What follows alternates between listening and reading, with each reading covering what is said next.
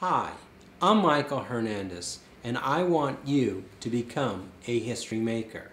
History makers are individuals making history. A Vision for America campaign is about citizens making a difference in their community, one person at a time. They are doing this by utilizing moral and ethical principles that this nation was founded upon.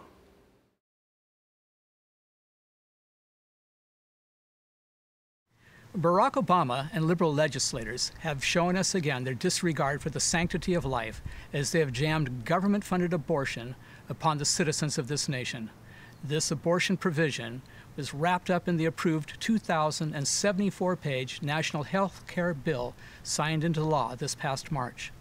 Today, in our battle for the family, we will be speaking with Mary Crawley, founder of Mary Crawley Ministries, as she addresses abortion and other concerns facing the family today.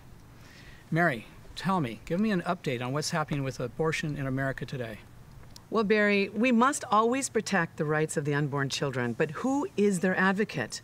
You know, Americans do not want abortion on demand or even the funding of abortion through federal programs.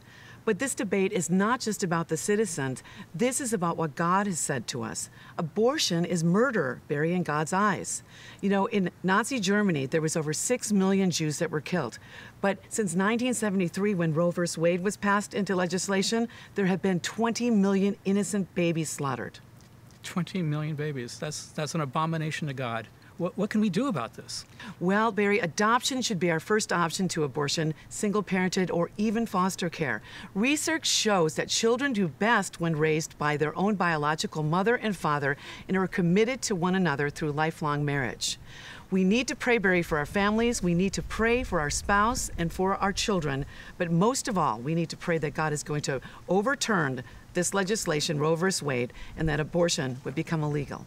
While the family has always been the basic building block of human civilization, it is God's ordained institute of marriage that is the foundation of the family. And it is precisely because it is God's ordained lifelong standard. For this reason, traditional marriage is under attack in our nation. The push for same-sex marriage and civil unions, as well as the high rates of divorce, cohabitation, and unwed childbearing, together these family deviations have created a crisis in our nation. What can we do about this, Mary? Barry, we must become engaged in the political process and ensure that the vote of the people is not taken away by the judicial branch. California residents have voted in 2 separate elections for the preservation of traditional marriage between a man and a woman. When was this? In 2000, Barry, voters approved Proposition 22, the California Defense of Marriage Act, a law to honor marriages only between opposite-sex couples, with over 61% voting for this measure. This law then, Barry, was struck down by the California Supreme Court in May of 2008 as contrary to the state constitution. The citizens of the state then decided to change the state constitution by approving the California Marriage Act. Oh, that's Proposition 8. Yes, Barry, Proposition 8, which I voted for, and it was approved by over 52% of the voters, which added a new provision stating that only marriage between a man and a woman is valid or recognized in California. Now, this vote has been struck down by federal judge Vaughn Walker in a decision that most likely will end up as a landmark case before the U.S. Supreme Court to decide whether same-sex couples have a constitutional right to wed. Well, this sounds like it can be a turning point for our nation. Yes, Barry, judicial elections are very important. We must begin to pray for the election and for the appointment of these godly judges. We also, Barry, have to pray that God gives wisdom to these judges. We also need to stand up against these special interest groups that lobby or use the judicial system to legislate here in America. Marriage breakdown is costing taxpayers at least $112 billion a year, according to a 2008 research report compiled by 4 different policy and research groups. This report also states that taxpayers in California incur the highest state cost of $4.8 billion. Another report has stated that the federal government spends over $250 billion for welfare benefits for single mothers. But economics is only a part of the problem that results from marriage breakdown. Mary, talk to us. What are some of the other impacts that divorce has on our children? Barry, research on families has shown that adolescents are less healthy in broken families. Serious child abuse is less likely in married families. And also, Barry, teens from intact married families are less likely to be sexually active, while children from divorced families are more likely to have these behavior problems.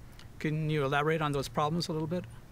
Sure. The research that shows that religion, moral values, parent-child connectiveness, and motivation to achieve all play major roles in keeping youth sexually pure. Children also, Barry, need their parents. Children need to be raised up in family with two parents. If you want to become a history maker, call us on our toll-free number at 1-877-9-MAKER-9 or visit our website at www.historymakers.us. Call us today.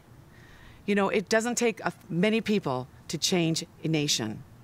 Call us today because you can become a part of history. You can become a history maker.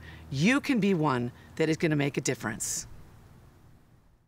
We encourage you to get started. Become a history maker. To find out how, go to our website, historymakers.us. Follow us on Twitter at HistoryMakersLA and share your vision for America. We need you. You can make history.